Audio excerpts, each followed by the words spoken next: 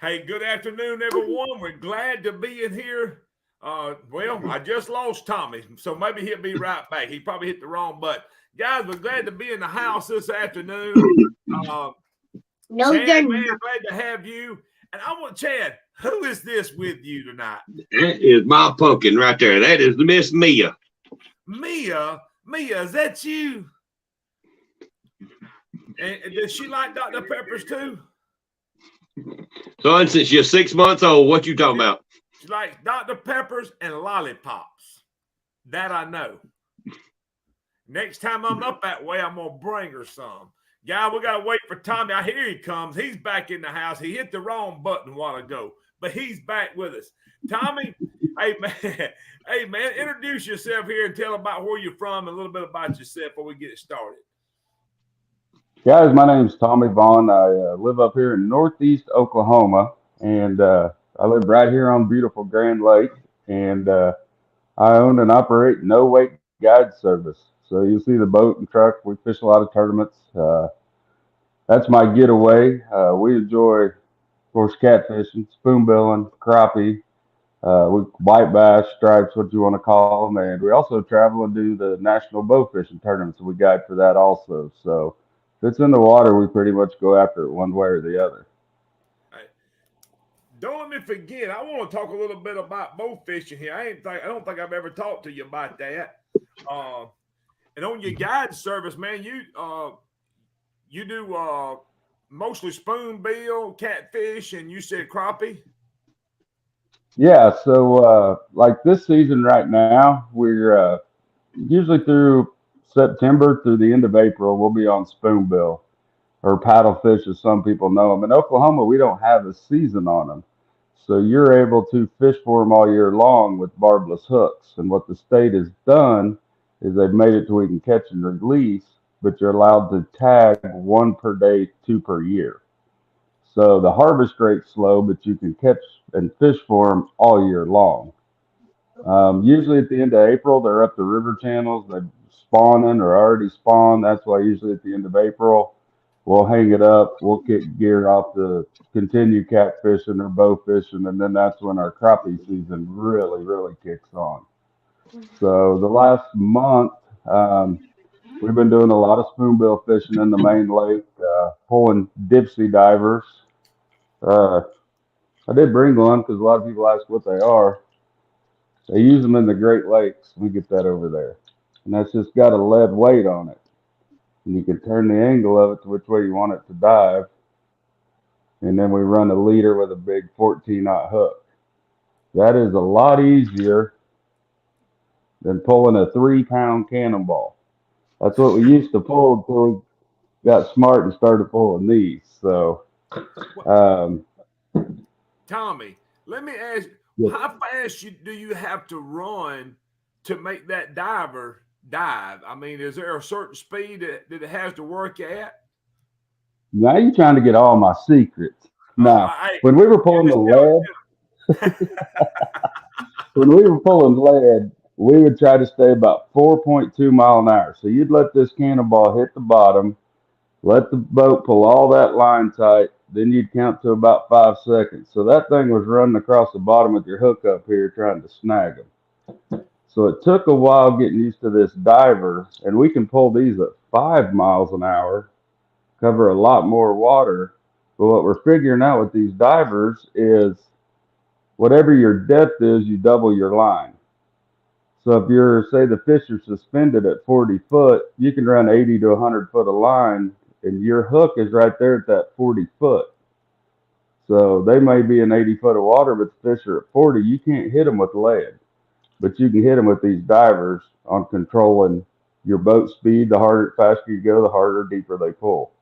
Well, So I read that took a lot of trial and error to figure all that out, didn't it? it did, and I can't take credit for all that. My good buddy, Zach Rumpel, he's heard about these and goes, "Let's try it." And I was like, "That's stupid. I'm gonna pull lead." I was probably the last one to get rid of the lead and figured out these are the way to go. So, but yeah, last year, about the 1st of February, we ended up catching a 107 pounder on a bachelor party. the next Saturday we netted a 126. Wow. So I've been doing this 33 years. I started, I was probably 14 years old on the riverbank. And that was only the third fish I've seen over 100 pounds. So that Yeah. was pretty cool out of Grand Lake. So Wow. Hey, Tommy, you fished the Mega Bucks. The Mega Bucks mhm. tournament that was in Helena, Arkansas. Ain't that right? Ain't that where it was at?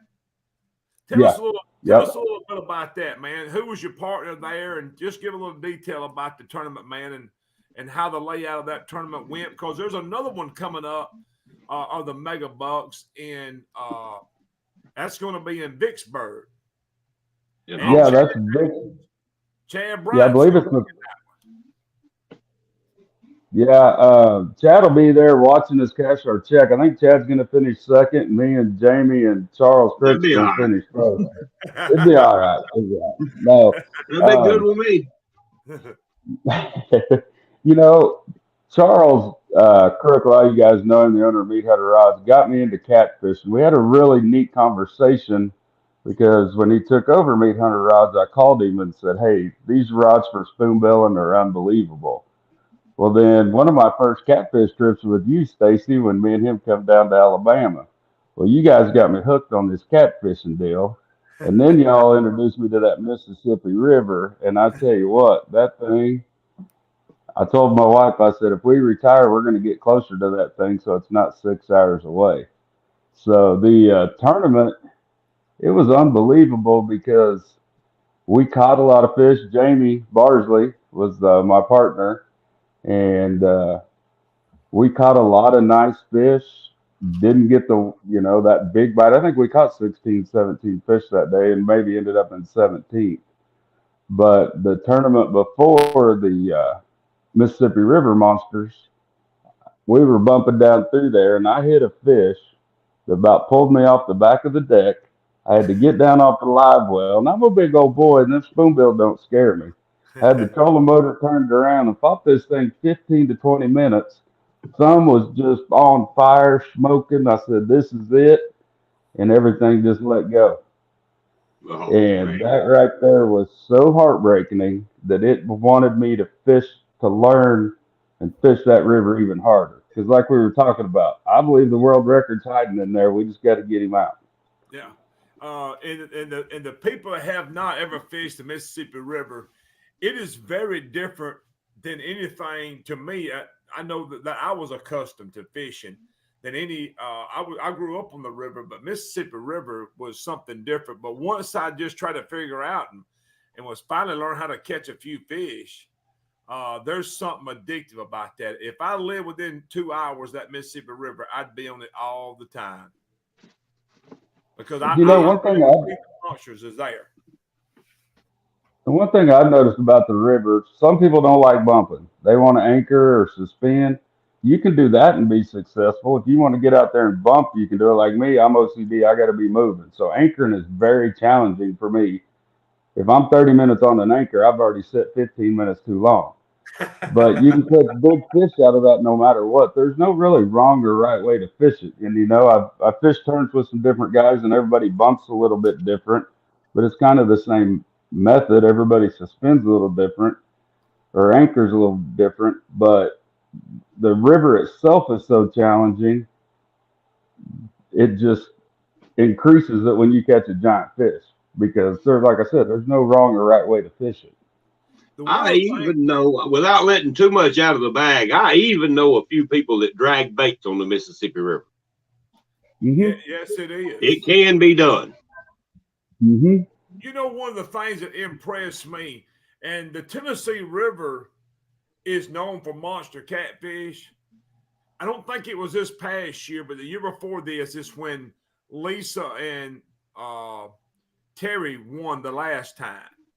You remember Mm-hmm. that? That was year four last, I think. Yeah. It was Mm-hmm. that event that I think that particular event was the most big fish I'd ever seen in a tournament.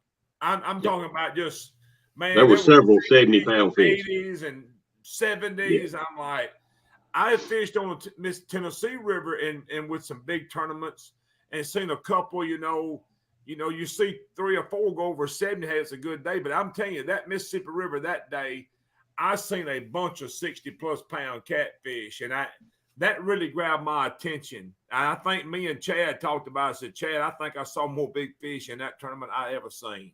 Yeah. And I think that might have been the same one where that 108 or 106 was caught. I believe it was. Because I think yes, they it were was right weighed down in early. There was one that was weighed in early. Yeah.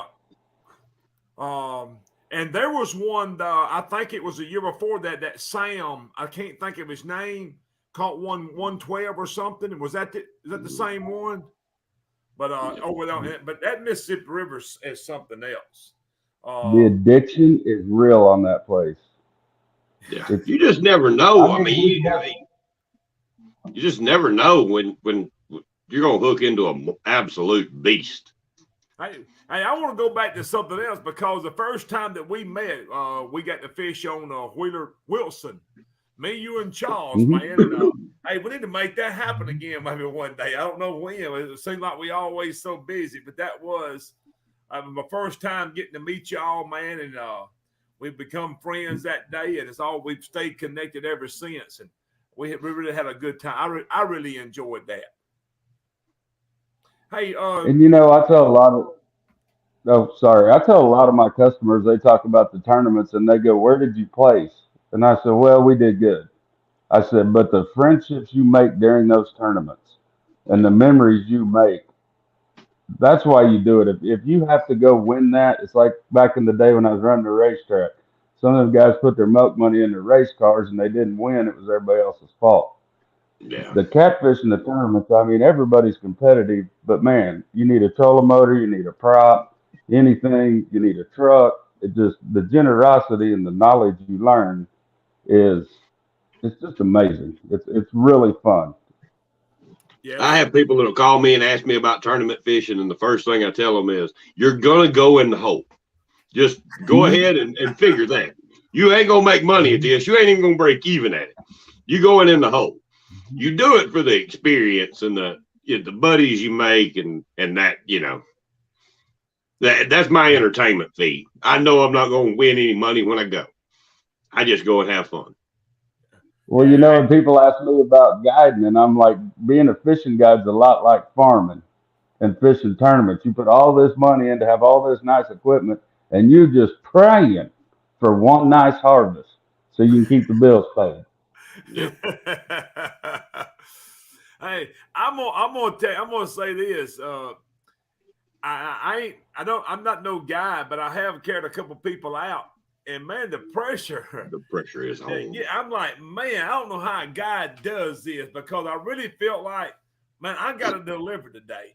This guy has drove so many hours to come and fish with me, and his expectations is way high. And my expectations is, Lord, I hope we catch fish. Stacy, you and I have talked about this a lot. People will see the post on Facebook and they'll see the pictures when you have a good day. What they don't see is how many hours went into that good day. They don't see the days when you go and you don't catch nothing, so they're expecting when they're going with you, well, they just going to load the boat up. It don't always work that way. We fixing to address this since it's been brought up. Do you see the question on the screen?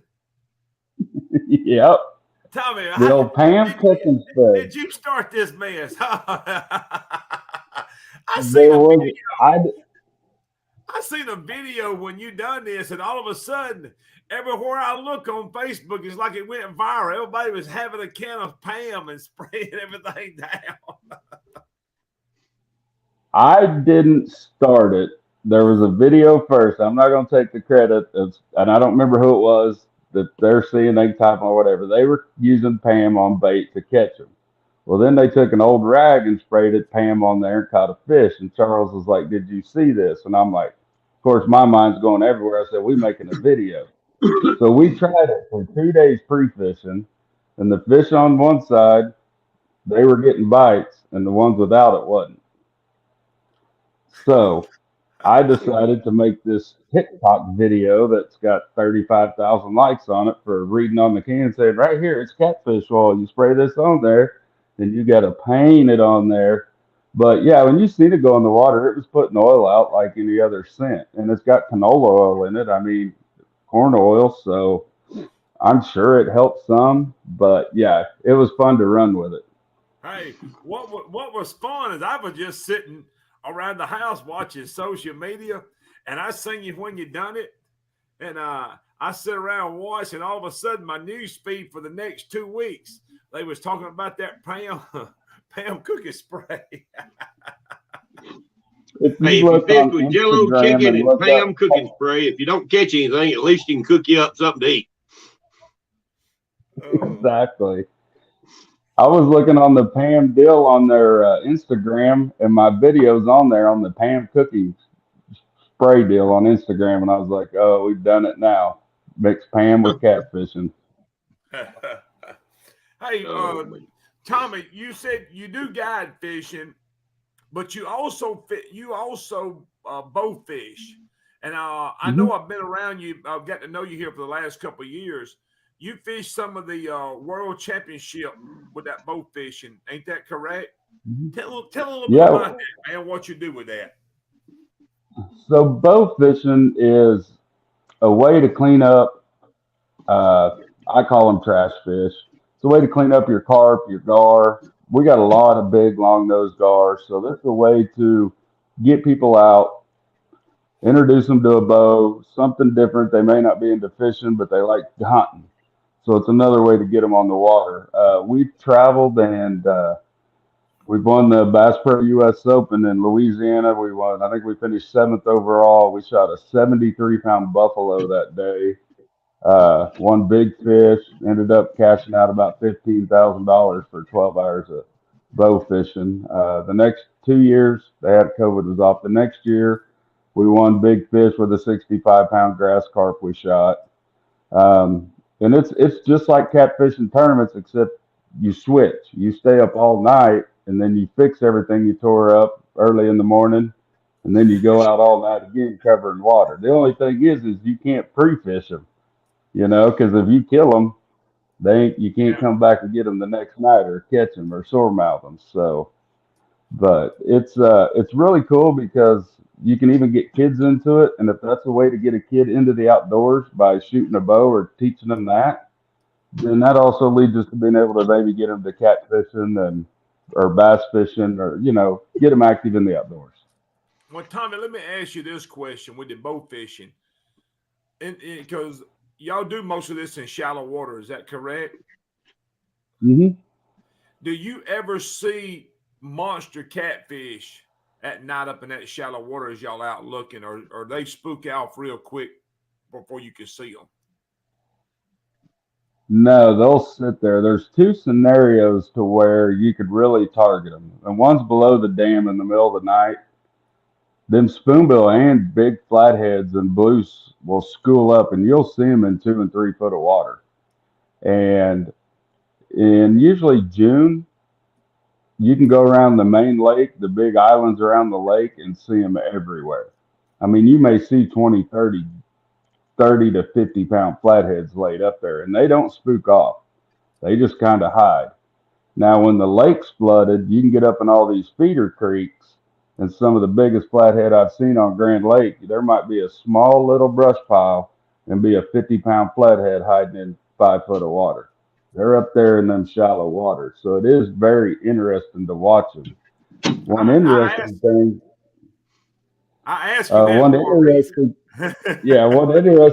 we were down there on Gunnersville, and we were fishing them giant buffalo, and the guy I was with, it was one of the first tournaments I shot, so it was 7, 8, 9 years ago. He said, watch this, and he took us around to behind an island that was 5, 6 foot deep, and there was probably 200 blue cap behind there, 30 to 40 pounds. I'd never seen anything like it. I should have got a picture of it. I don't know if he's got one. Wow. Now, where was this spot at? I know about where it is, and it was cool because which island was that again? I can find out. I'd have to look, but the grass Yeah. was, We the don't want grass you was telling on everywhere. here. Wait, we don't want you telling on here. Wait till we get off of here. Then you tell me Uh-huh. and Chad.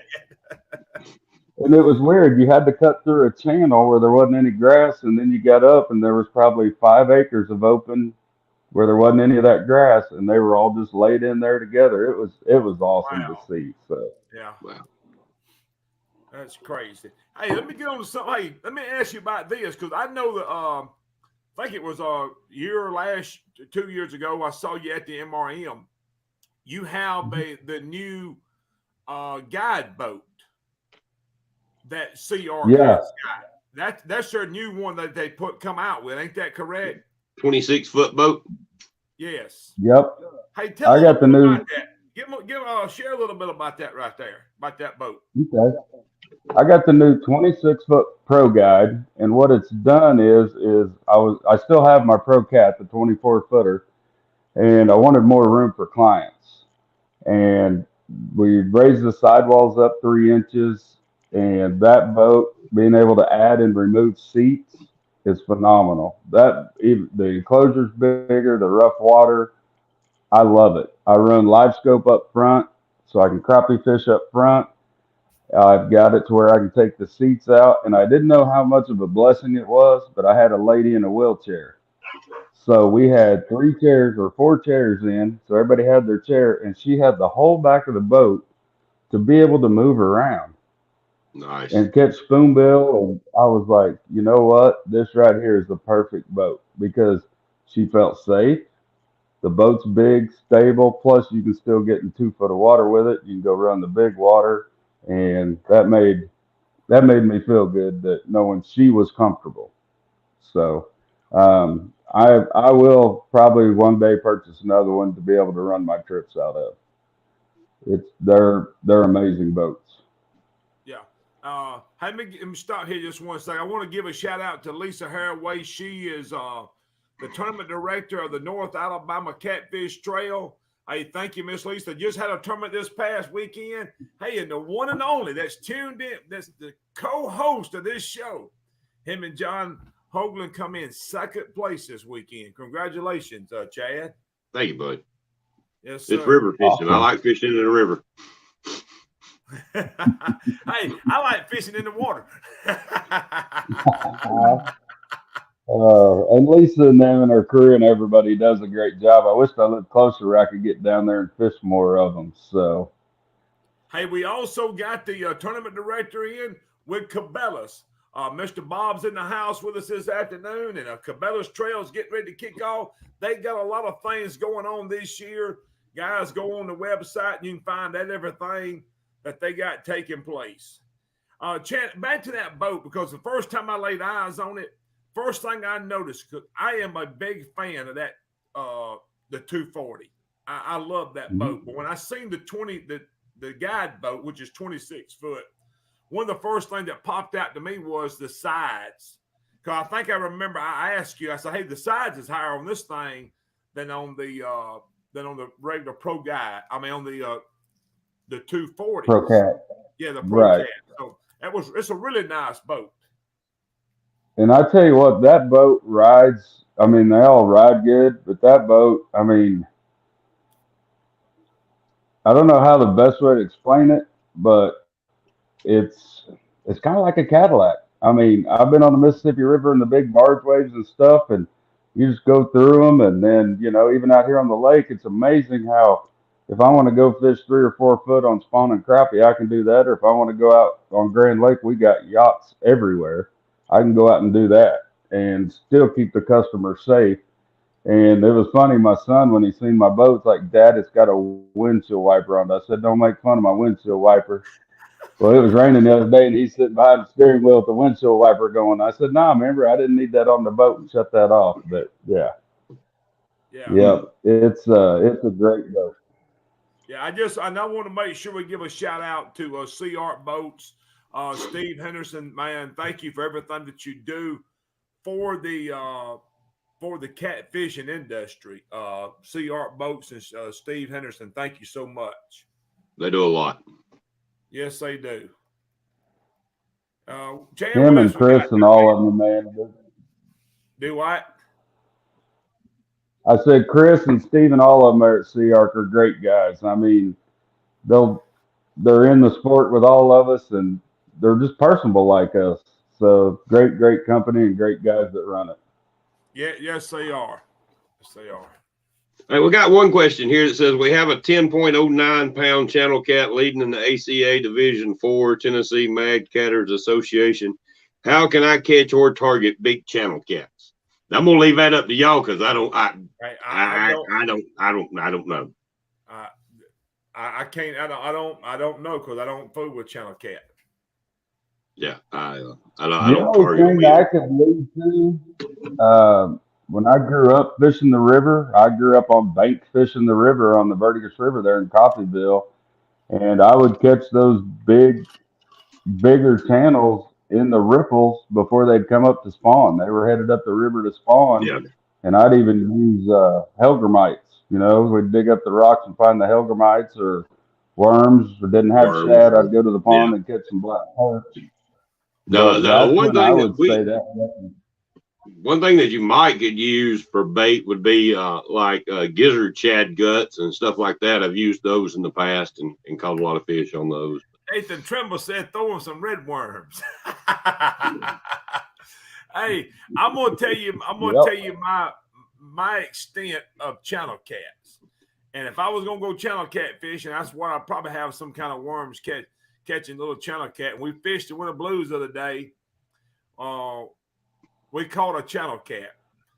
And I told Joe, I said, Joey, this has done went south real quick. I'm gonna tell you, whoever asked that question needs to look up Scott Childers on Facebook and send him a message. Because if Scott's fishing a tournament, he's gonna catch him a channel cat. And I'm gonna tell you something. I don't know where this right here was gonna be Larry Costello. Up north, I don't know which lakes it's on, but I've seen on some of my stuff where some people's catching 15, 20-pound channel cat. I don't know what lakes they're catching them on, but I was shocked to see the size. Joanna used to catch a lot of channel cats. Who's that? Joanna? Yes, they did, and catch some real big ones. I don't know where they was fishing at, and I don't know really what they was using. But down here where I'm at, man, if you catch a 5-pound channel cat, you don't call it a big channel cat. You know, so Yeah. I don't know a thing about them. Yeah, I just don't target them. Just don't. Well, you know, like here on Grand Lake, you know, we're loaded with so many blue cats. We don't have giant. There's some big fish in here. We hardly catch them. You don't see them, or they're hard to target because the spoonbill arch and the catfish is really close. So channel cat's not targeted. But if you get the water up and get a good flood and hit these willow trees and these mudded flats, there's one set up by my house up here. You can catch all the channel cats you want, and you'll catch a 7-8 pounder, maybe a little bigger. But when it's flooded, head to the willow trees and the brush, and you can catch all the eaters you want. Yeah. Hey, Larry. That's about my experience with them. Jeremy just put a post on here, so just message him, and he can probably help you out on this right here. Chad, what else you got? Man, I don't see a whole lot of other questions on here.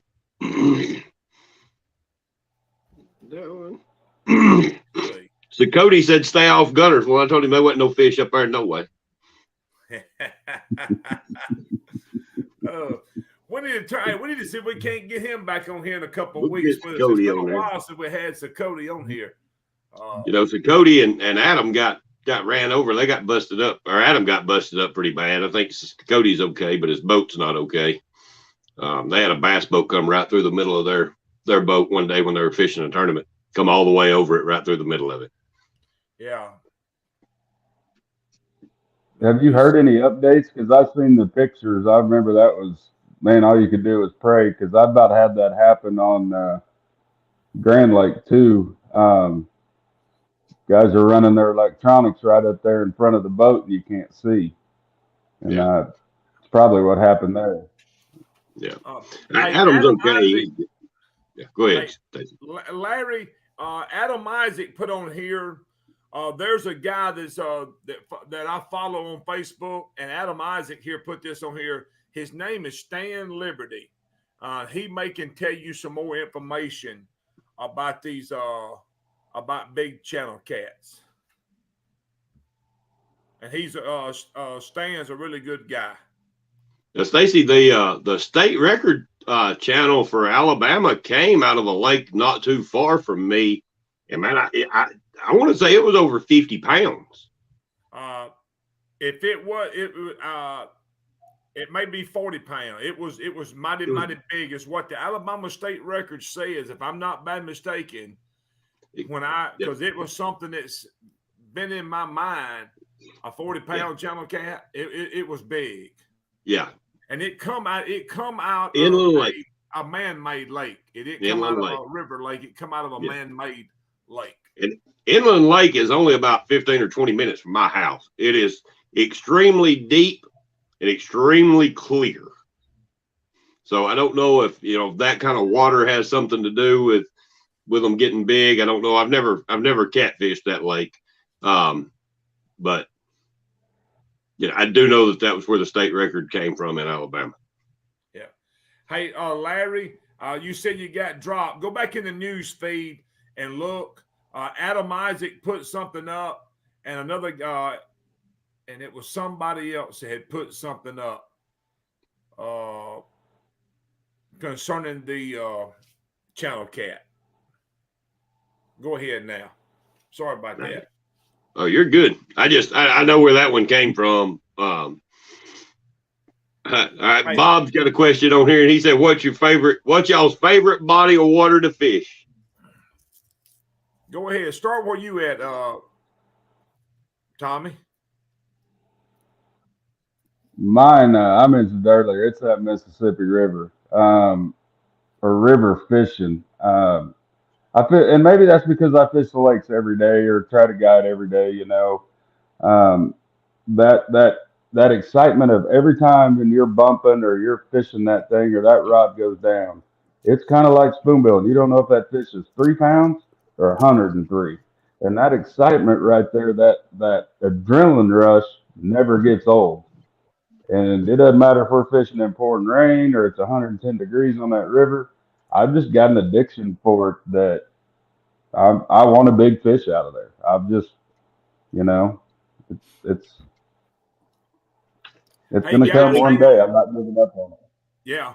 Let me share this, because Bob, the tournament director of Cabela's, asked this question: what are your favorite body of water to fish? I want the people that's in the chat, just go in the chat bar and list your favorite place to what body of water that you like to fish the best. That's the way Bob can see it, and we're going to continue to talk about this. Chad, what's your favorite body, man? You go first. Well, I'm torn. I'm limited on I'm not no nationwide fisherman, but I would say the Tennessee River, and it don't really make no difference up through there. The Gunnersville, Wheeler, Wilson. Wilson's probably my favorite place, and Pickwick. And I'm really starting to love Pickwick. We probably fished Pickwick more in the last year than we have Wheeler. We fished a good bit, me and Joey, on Wilson and Pickwick. And I like the Mississippi River. I really like that. Yeah, the Tennessee River is right here real close to me, so I can fish it. I'm 30 minutes from Gunnersville, an hour from Decatur, an hour and a half from Wheeler, a couple hours to Pickwick. Certain times of the year, I love to fish Gunnersville. It's hard to get me off Gunnersville Lake. Consistently, you can put good fish in the boat on Wheeler or Wilson. And I fished Pickwick twice. And both times I've had great experiences there. But that's all a little bit different than the Mississippi River. And I love fishing the Mississippi River just because it's different. It's something that I don't do every day. What? I would say from my experience of what I fished, the Tennessee River is a good place to catch a monster catfish. And when you try to figure out a little bit of how to fish the Mississippi River, there's a good you stand a good chance of catching a big catfish, a monster catfish off a bit. It took me a little while to learn how to bump, but it seemed like when I learned how to bump on the Mississippi River, I actually went to catching some fish then. If you can bump on the Mississippi River, you can catch some fish. Yeah, just stick with it, and it's really addictive. I mean, it's really fun to do. Sterling asked what our favorite part of the Mississippi River is. What's your favorite area on the Mississippi River? And I ain't never fished but one, so I don't have no real opinion on it. I don't know neither. I know that guys talk big about where you're going to be at in Vicksburg. There's a lot of talk about that. From Helena down to Vicksburg, you hear a lot of talk about that. Yeah, I've heard of monster fish down there. Never fished it. I fished around Helena and I fished around the Memphis area. And never went very far up from there, very far down from either one. But now we got a boat with a 47-gallon fuel tank on it, so we can run a little further. And I'm going to say this, Nathan. I shouldn't even put that up there because I don't need people knowing where you be fishing at, because most of the time I can see. Most of the time I'm there. Matter of fact, the other day we didn't go up there, and I told you when it was over, we messed up. We need to be inside of a dam. Because I'm telling you, most of the time, Nathan Trammell ain't going to be within sight of the dam. He's going to be where he can reach out there and touch it. He going to be in the dam, ain't he? He's going to be right there where he can touch it. He sure is. Hey, I'm going to tell you something now. He's good at that, man. He's good at it. You know, even when I was fishing from the banks all the time, Coffeyville has a dam right there. And when the water was down, you could walk out there and kind of fill the holes in the dam. So when the water come up, I knew exactly where to cast to get that bait in that hole by that dam and always pull some big fish out of it. And there's the same way at Chatopa there at the dam there. I know exactly where them big holes were, and I'd get that bait right to that hole. And I would be patient then because I didn't have nowhere else to go. So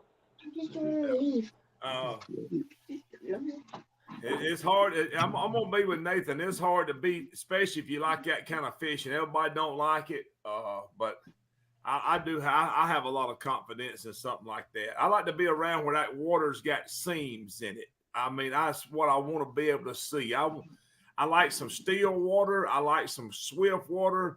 And everywhere I can get that, you're going to have a good seam, man. I'm like, them fit. You can put it, if they in there, you can find them.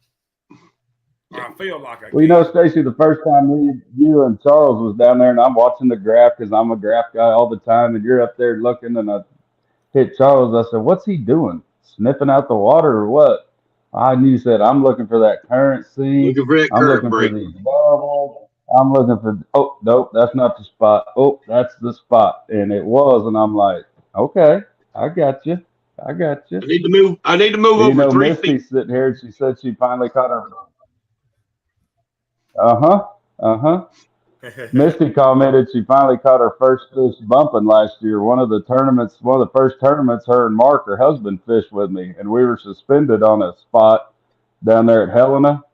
And her extreme meat hunter rod buried, and I think it was 61 pounds or something. And it was funny because I was like, we got to go. We've been sitting here too long.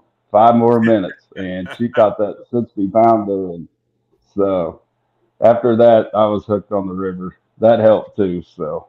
Well, you know, I'm going to go back to this. When I go up behind the dam fishing, I don't even use my graph. I don't look for fish. I don't do none of that. I'm too much for that current seam, because I just think them fish is coming and moving and ducking and dodging and doing all this other stuff. And you have to adjust your sensitivity way up because there's so much turbulence in the water and air bubbles. Just fish this stuff right here and start bouncing around a little bit, and you'll figure it out. Baby, there's a lot of work doing it because you got to have a good anchor man. Yeah. Hey, Sterling Tatro asked, do y'all bump with rattles or do y'all prefer a leader, chain swivel, a hook, and a bait? And that's exactly how I do it. No rattles. I don't fish with rattles ever anyway. I don't fish with rattles. My partner Joey, he fishes with rattles. I don't fish with them, and I don't know if it makes. Hey, he catches just as many as I do, or vice versa. Yeah. When I don't see that they're making me catch more fish, that just looks like more money I'm throwing at the bottom when I break off. Hey, let me tell you this. I'm gonna tell you this story. Cause me and Joey both pretty tight, We remember when they come out with them demon dragons. I do. Hey, it was $5 a piece. I hung one. I looked around the graph, see how deep it was. I may have to go in after that thing. $5. Well, I'll tell you one thing I started doing now, and Jamie Bardsley, Jamie, he'll test everything out to get the right everything. I started crimping all my leaders now. I got some crimps, and I crimp everything, and I can rig wrap them up real quick and probably make twice as many leaders. And I even tested them. I put them on stuff and tried to break them, and I'd break that 80-pound slime line or 50-pound before then crimps. So I'm crimping everything now, which is something I just started doing this last 2 tournaments ago. I can see where that crimp would be beneficial. I think it would, because you have more slack there, and it would let that bait and that leader move more freely, more like it would naturally. Hey, why I got you on here, so I want you to educate me a little bit, because that was something I had looked at in the past. So when you go to doing this, what size leader line are you using? And can you just get what are you doing right here? Where you get that stuff at? So what I'm doing is, I know everybody does it different. What I do is I'll run an 80-pound slime line leader with a chain swivel, and then I'll crimp that. And then I'll run a 50-pound leader that I can break off, and then tie it to my 3-way or my bump and swivel. When I'm guiding, I even rigged a bunch up that are just straight long leader lines that this time I, snell knot and then run up and tie a leader line and a swivel, so I can just tie it on when I'm guiding, throw a sinker slide on and go. I found mine on, I believe it's Tackle Warehouse, and I upgraded and got the $40 crippers, and I think they're .005. I can even post it on here what I got, because they're different sizes for different leaders. But I'm telling you, I even crimp them off and then cut that little tail end off, and they're not going to break. You don't have to worry about it slipping. You don't have to worry about making sure you got it wet. You don't fray your line. I feel really confident in them. I've used them spoonbilling, pulling 5 mile an hour and stopping the boat on a tree. So, now let me ask you this: when you go to your hook in, when you're putting your hook on, do you crimp that in too, or do you snell that hook or tie it, or do you just crimp? No, I'm still snelling it. I still snell the hook and then crimp. Then crimp everything else. Yeah. And then leave it like a dragon demon. So that hook ain't sitting there dangling around on the line. I got you. That was a question I want to know. And my next thing is to talk to somebody who does this and who has crimped them and pulled on them and tested them. Hey, that this crimp, that the line does not slip out of that crimp. That was a concern of mine. I have not had one happen. The only thing I would say, if you're going to do it, upgrade and get the good crimps, because they've got some cheaper little handles, and I didn't like the way they fit. So when I upgraded, I can even post a picture of them. When I crimp that thing down, it's on there. So and that's what. And if I'm not badly mistaken, that's what the saltwater guys do. They do a lot. They crimp all their stuff. So it's got to be pretty good. And it's actually not very expensive once you get set up. I think a little package of 500 crimps was $10-12, maybe 15. And you can buy a package. It's a saltwater package with the blue handle grips. And half that stuff, I don't even know what it is. And some of the crimps, I don't know if they're for 500-pound line or, whatever, but you can use them to splice your anchor rope back together. But like I said, Jamie tested that out a long time, and I've been fortunate to fish a couple tournaments with him. And when you're breaking 80-pound line, leader line in the middle. Yeah. Well, then your crimp's working. Your crimps are working, yes. So Adam Isaac put on here, just started using crimps. How much of a tag line do you leave? I don't leave any on mine.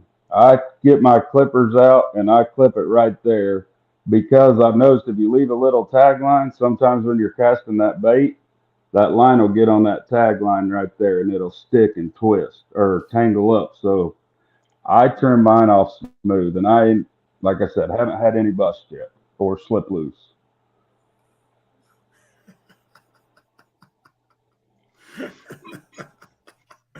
Hey, Lucas, I ain't gonna get into that. Oh, so that's why Richard, I got Hey Dude, so I don't have to have Velcro. Hey, so this must be an interesting topic because probably a lot of people like I am, they have wondered about it. What size crimps do you use? Is there a certain size with a line, or what is that to deal with? Yes, I wished I would have got them. If I'd known this was going to be that, I would have ran up to the boat and got them. They'll show you the size diameter and what to order. If Jamie Barsley's on here, he probably knows on the top of his head. I can go back in the comments here in a little bit and post because I got two sizes. I got one size for, I believe it'll do 50 to 100-pound line or 80. And then I've got some smaller ones I do for 30-pound. And I even got some small ones I'm going to try for crappie fishing because it makes rigging, cuts my time in half. And I do a lot of rigging for all the different species we fish. So I think it's going to end up becoming a new thing, honestly. Yeah. So, because if you can tie up 40, 50 liters in 2 evenings and have them ready to go instead of sitting there tying and trying to check each knot, I mean, I can probably do if you're tying it up and I'm crimping, I could probably do 7 to your 1, maybe 8. That's how quick it is. Well, now, Nate Bartow put on here, and this sounds like it makes good sense. He said he takes, I reckon, takes a heat gun or something on it. I heat my tag in, makes a little ball on the end of it. And puts I reckon he put that leaves a little ball on the end so it don't. I reckon it's a little bit of assurance that it know it ain't gonna be pulling through there. Nate, that's a great comment because I forgot I haven't been doing it, but Jamie did that on his. He'd grab his lighter and burn that tag in. That is a great comment because I haven't been doing that, but Jamie, yes, did do that. So Jamie Bartley is in the chat right now. Jamie, do you know what size he said 60 to 80 is, I guess, the leader size, the crimp size. I guess it'll do from 60 to 80-pound leader.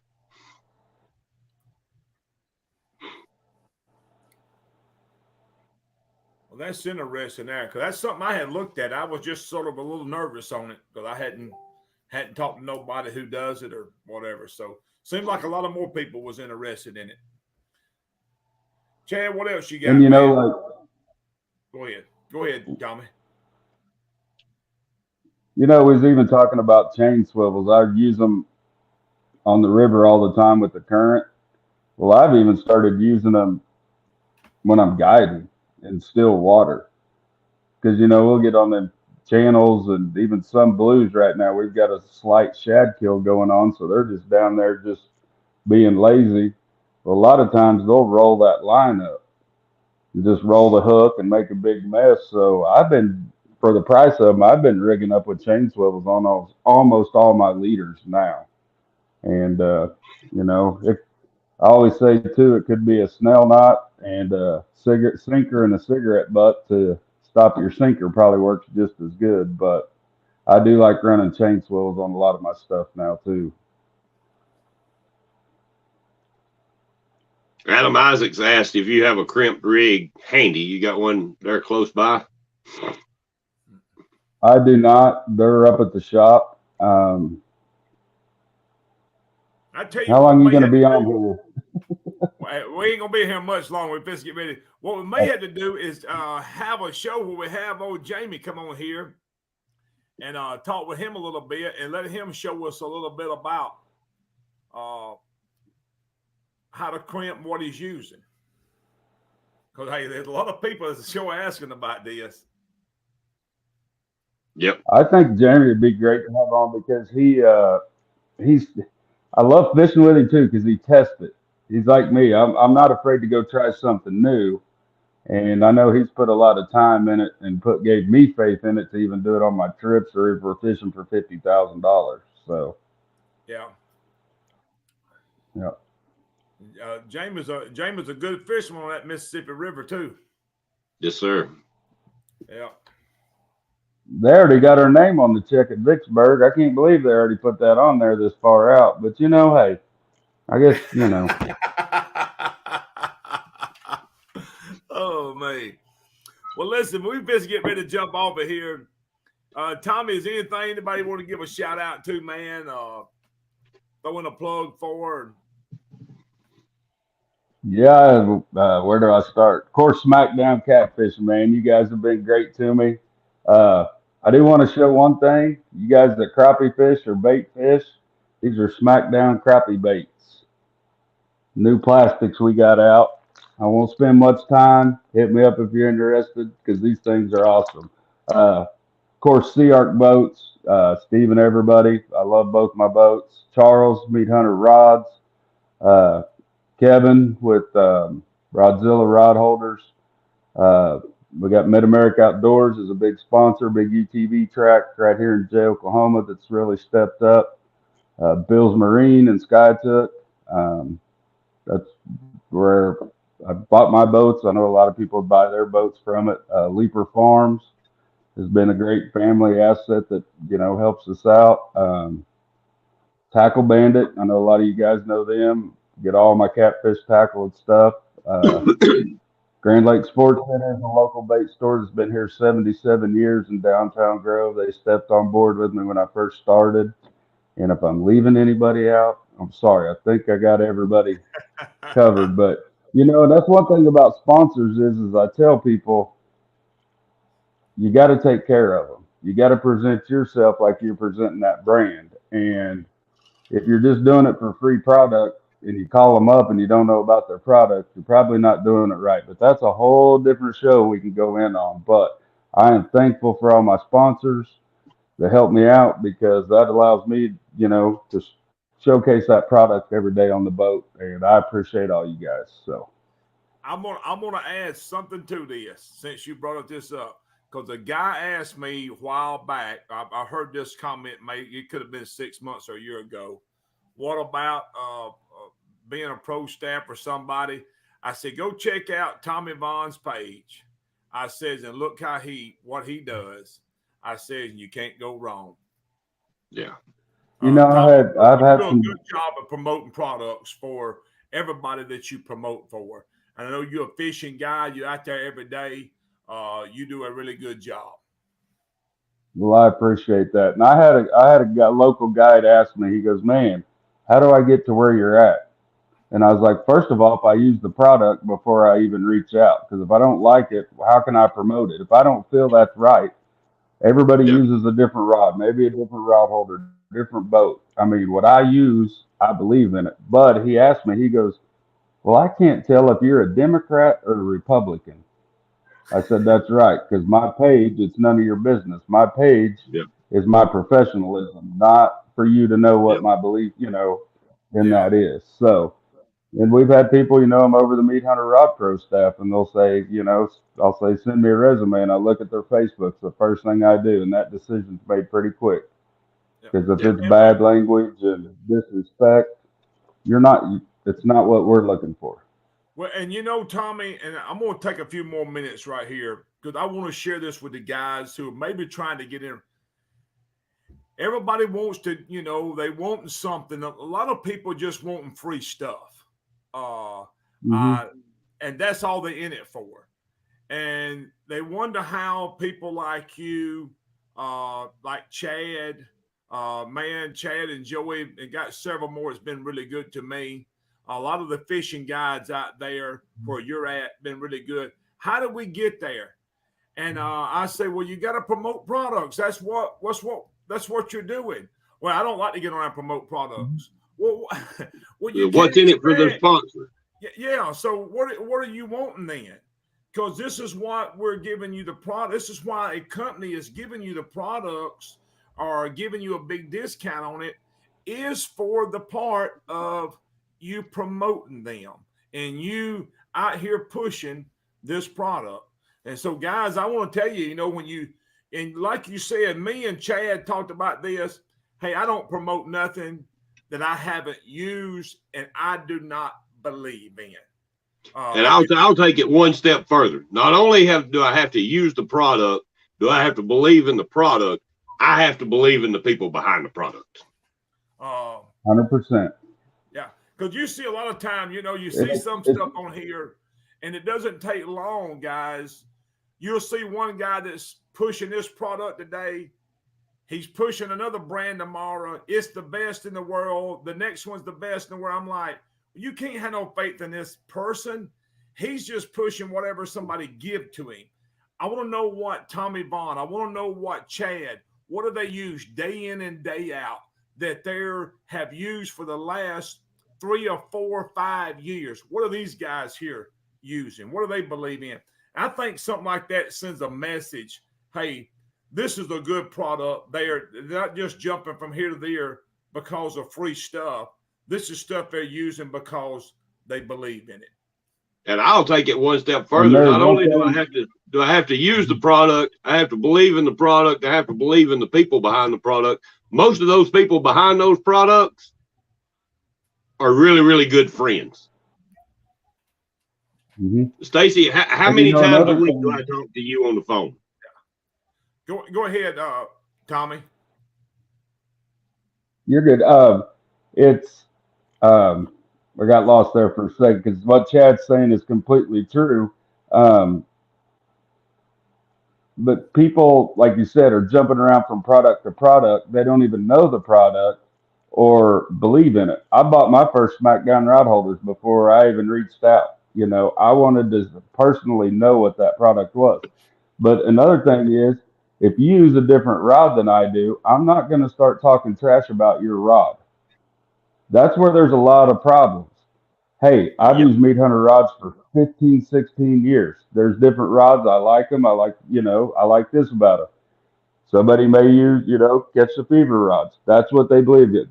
There is nothing wrong with that. Stand behind what you believe, but these guys that are jumping around looking for free stuff and sponsors and stuff, that's where there's a difference between a sponsored angler or pro staff. You're looking for free stuff, you're neither one. Well, one of the things from me as being a business owner that I would have people to call me, say, hey, and that you just get a pile of emails and messages, seems like every day.